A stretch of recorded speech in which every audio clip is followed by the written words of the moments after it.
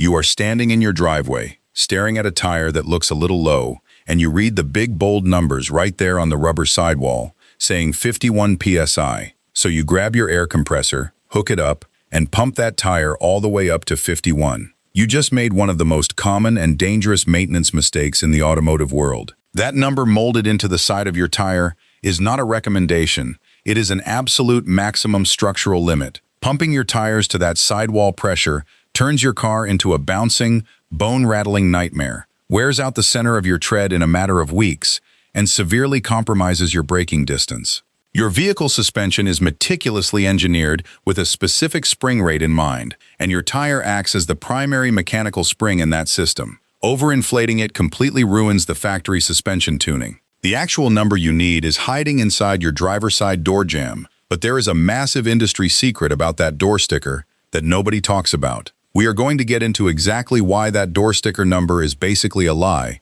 but first, let us talk about the real numbers. Automotive engineers calculate that specific PSI based on the curb weight of your car, the suspension geometry, and the optimal contact patch of the tire on the asphalt. Hitting that door sticker number exactly, while the tires are completely cold before you have driven even one single mile, guarantees the best balance of safety and a solid 3% bump in your MPG. But here's the crazy part about that door sticker. The engineers who built your car actually wanted that number to be higher. They know a slightly higher pressure gives you crisper steering response, better highway fuel economy, and longer tread life. But the marketing department almost always wins the corporate argument. They want the lowest safe pressure possible so that when you take the car for a test drive at the dealership, it feels soft, luxurious, and completely isolates you from the harsh bumps in the road. On top of that, the legal team calculates the absolute worst-case scenario of a fully loaded car being completely neglected by the owner. They know tires lose about 1 PSI every month just through normal rubber permeation. So that number on the door is a compromised buffer built for comfort and human laziness, not for ultimate performance. We are about to dive into the real reason your dashboard is actively lying to you about your tire health. But if you want to stop getting ripped off at the repair shop and learn how to actually maintain your own ride in your own driveway, hit that subscribe button right now so you do not miss our upcoming garage sessions. Speaking of human laziness, let us talk about that little yellow horseshoe-shaped light on your dashboard. Relying solely on your tire pressure monitoring system is basically trusting cheap electronics over basic physics. Most factory TPMS sensors are programmed with a massive, dangerous blind spot. They will not actually trigger a warning light on your dash until the pressure drops a full 25% below the recommended spec. By the time that light finally catches your eye, the catastrophic damage is completely done. You have been driving for weeks or even months with a sagging tire, building up massive internal heat, destroying the structural integrity of the sidewall, and burning through extra fuel to overcome the rolling resistance. Treating your TPMS light as your signal to finally check your air pressure is exactly like waiting for your engine to physically stall out before deciding to put gas in the tank. Furthermore, these systems use actual physical pressure sensors inside the wheel with sealed lithium batteries. After 7 to 10 years, those batteries die, and you cannot replace just the battery. You have to buy a whole new sensor for $100 a pop. The dashboard light is an emergency warning, not a maintenance schedule. You need a dedicated tire pressure gauge in your glove box, and you need to physically use it once a month, period. But even if your pressure is absolutely perfect every single day, your tires might still be ticking time bombs.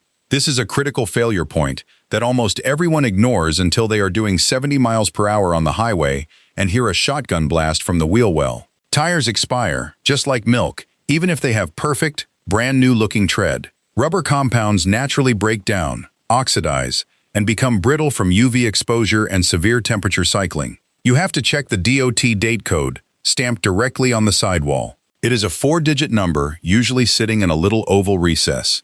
The first 2 digits are the week, and the last 2 are the year. If that number says 2118, those tires were built in the 21st week of 2018. If your tires are over 6 years old, they are structurally compromised. The tread might look deep enough to easily pass a state inspection, but the internal steel belts are just waiting to separate. Stop looking just at tread depth and start looking at the birth date. I am going to break down exactly how the retail tire industry tricks you into buying garbage rubber that puts your family in danger. But before we expose that massive retail scam, go ahead and subscribe to the channel so we can keep bringing you the unvarnished truth about what goes onto your car. Now, when you do finally need to buy new tires, you are going to walk into a tire shop or go online and see a massive wall of overwhelming options. The old school automotive advice was that you had to stick strictly to the legacy premium brands, and everything else was terrible. That is simply not true anymore in today's market. There are several emerging manufacturers out of South Korea and parts of Asia that are putting massive budgets into research and development, hitting strict international safety standards, and delivering killer wet braking distances.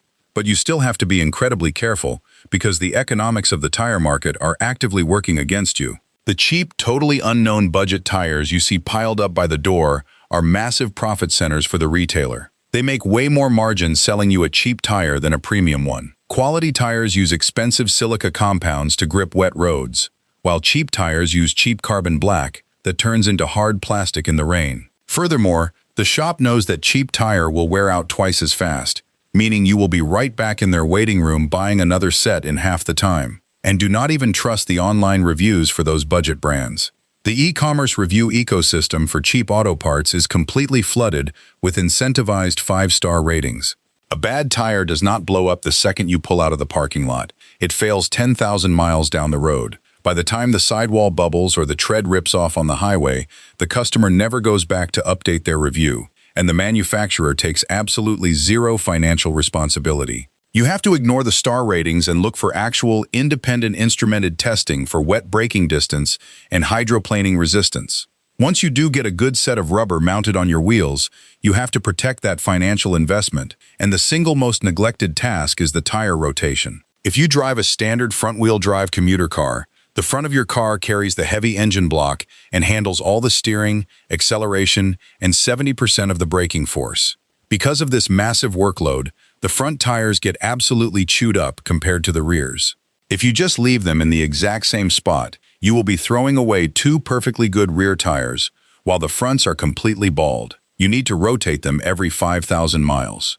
But you cannot just swap them randomly. You have to check if your tires are directional. If they have a big arrow pointing forward on the sidewall, they can only stay on that specific side of the car, moving strictly front to back. If they are non-directional, you need to do a standard cross rotation, bringing the rears to the opposite front corners. This evens out the microscopic cupping and feathering that happens to the tread blocks. It keeps the tires rolling quiet, it maximizes your MPG, and it literally doubles the usable life of the entire set. Even if you master the tire pressure, conquer the rotation schedule, and mount everything with surgical precision, there is an invisible geometric force that can still destroy a brand new set of premium tires in under 10,000 miles.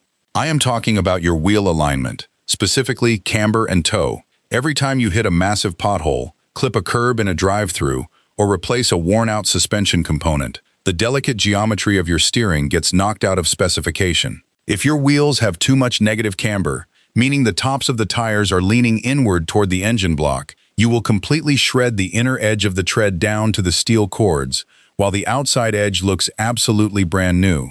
Even worse is bad toe alignment. If your tires are pointing slightly toward each other like they are pigeon-toed, they are literally being dragged sideways down the highway. This creates an aggressive feathering wear pattern across the tread blocks that makes the tire hum so loudly at highway speeds you will swear you have a bad wheel bearing. You should be getting your alignment checked on a laser rack at least once a year, or immediately after you put a fresh set of rubber on the car. Do not spend $800 on great tires, only to let a bad tie rod drag them across the pavement like an eraser on a chalkboard. And when you are doing that rotation or suspension work in your driveway, you need to pay close attention to exactly how you put those wheels back on. If you have ever been stranded on the shoulder of the highway, desperately jumping up and down on a lug wrench because the wheel is welded to the hub, you know exactly what I am talking about. The dissimilar metals between your aluminum wheels and cast iron or steel hubs create severe galvanic corrosion. To stop this, you need a tiny dab of anti-seize paste. But here is the critical, non-negotiable rule. You only apply that thin layer of anti-seize to the hub face and the actual threads of the lug stud. You never ever put it on the conical seat of the lug nut itself. That dry friction on the metal cone is what actually holds the wheel tight. Once they are threaded on by hand, put the battery-powered impact gun down immediately. Using an aggressive impact gun to blast lug nuts onto a car is a guaranteed way to warp your brake rotors, causing a massive steering wheel shake every time you touch the brake pedal, and stretch the wheel studs until they eventually snap off. You must use a calibrated torque wrench.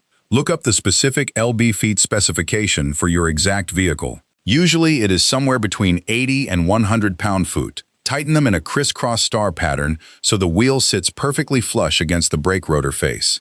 It takes 2 extra minutes of your time, but it means you will never be stranded on a dark road with a flat tire you cannot physically remove. Taking proper care of your tires is not just about passing a state safety inspection. It is about respecting the fact that those 4 small patches of rubber are the only thing physically connecting your 3,000-pound hunk of metal to the asphalt. A little bit of knowledge about pressure buffers, checking the hidden date codes, avoiding retail margin traps, and applying the proper lb fit torque specs puts the mechanical control back in your hands and keeps your wallet completely intact. I want to hear what you guys are driving and what you are dealing with right now in your own garage. Jump down into the comments and tell me your make and model, any weird uneven tire wear issues you are seeing, your current MPG struggles, or if you have ever been burned by a shady tire shop pushing bad rubber. Let us get a massive conversation going down there and help each other out. And if this video saved you from making a huge mistake in your driveway today, hit that subscribe button, give the video a like to feed the algorithm, and keep wrenching on your own terms.